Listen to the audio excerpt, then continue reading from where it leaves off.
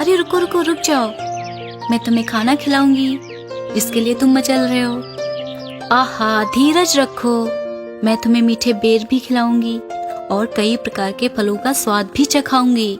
हिरनी ने घास के साथ साथ कुछ मीठे स्वादिष्ट बेर खाए और रसीले फल भी खाए। उसे बड़ा मजा आ रहा था और साथ साथ उसे अपने बड़े बच्चे की भी याद आ रही थी। जंगल में खतरे के आभास से ही वो उसे अपने साथ नहीं लेकर आई थी। कुछ देर के बाद हिरनी का पेट भर गया और वो वहां से लौटने की इच्छुक हो गई। इतने में अचानक उसके सामने एक खतरनाक शिकारी आ गया। शिकारी के हाथ में धनुष बाण देखकर हिरनी का कलेजा कांप गया।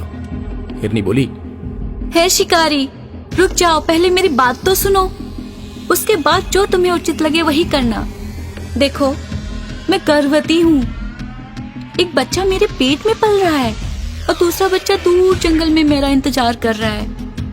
मेरे बच्चों पे दया करो, तुम्हारे भी बच्चे होंगे, तुम भी उनसे बहुत प्यार करते होगे जितना मैं अपने बच्चों से करती हूँ।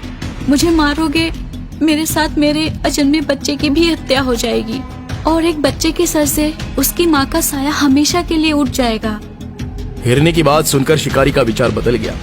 उसने धनुष पर चढ़ा हुआ बाण हटा लिया। शिकारी बोला, हे हिरनी, तुम्हारी बात सुनकर मेरा मन भर आया है।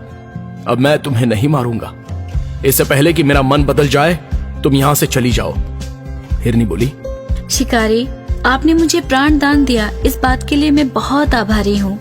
हिरनी वहां से आगे बढ़ गई। इसी बीच एक दूसरे शिकारी ने उसका रास्ता रोक लिया। हिरनी बोली, हे शिकारी, मुझ पे दया कीजिए, मेरे बच्चे की खातिर मुझे जाने दीजिए। हिरनी ने उससे अपने प्राण बचाने के लिए बड़ी याचना की, लेकिन उस पत्थर दिल शिकारी का हृदय जरा सा भी नहीं पिघला। शिकारी बोला, मुझे तुम्हारी बातों से क्या लेना देना? तुम मेरे सामने शिकार बनकर आई हो और मैं तुम्हें मारकर अपने साथ ले जाने ही वाला हूँ। अगर घोड़ा घास से दोस्ती कर लेगा तो खाएगा क्या? तुम्हें मारकर मेरा और मेरे परिवार का पेट भर जाएगा, इसलिए तुम्हें मरना ही होगा। हिरनी बोली, ठीक है, यदि तुम मुझे मारना ही चाहते हो तो मैं इसके लिए तैयार हूँ, लेकिन मुझ पर कृपा करके मुझे थोड़ी देर के लिए घर जाने दो।